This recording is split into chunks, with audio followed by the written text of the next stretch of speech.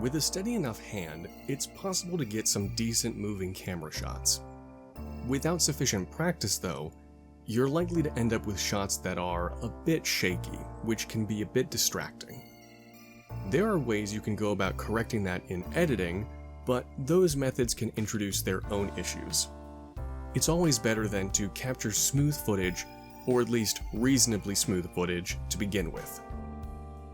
To help reduce that camera shake, camera operators will often mount their cameras on external rigs. If you've ever watched the behind-the-scenes features for a big-budget movie or TV show, chances are you've seen a Steadicam or a similar high-end stabilizer in action. They work by using a system of counterbalances to isolate the camera's movement from that of the camera operator. They are prohibitively expensive though, and require special training to use properly. There are actually professional camera operators who have built their entire careers on operating Steadicam rigs and others like them.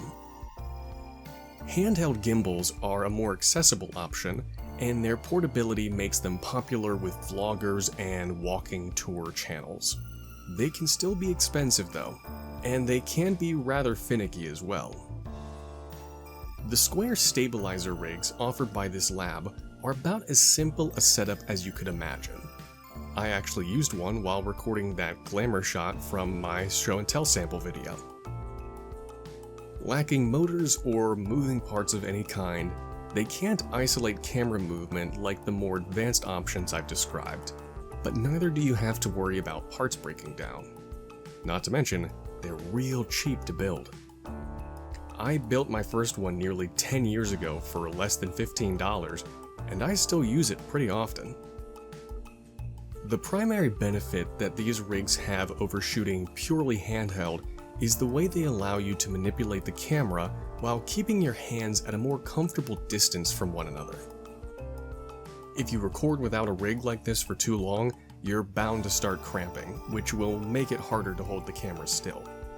Another benefit of these rigs is the greater variety of shots you can capture.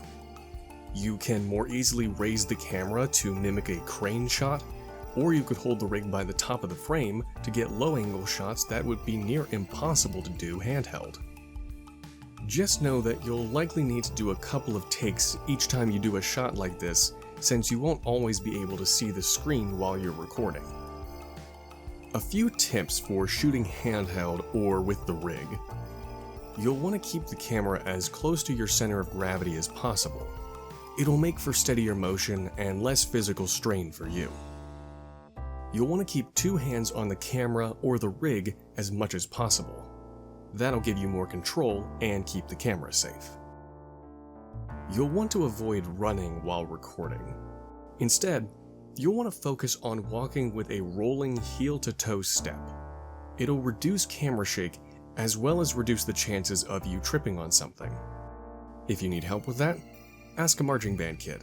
They can probably show you. Likewise, if you're moving backwards, you'll want to stay up on your toes. Your calves may start to hurt, but it'll prevent your heels from catching on something and tripping you up. These rigs may not seem like much, but even in their simplicity, they can enable you to capture much more dynamic footage.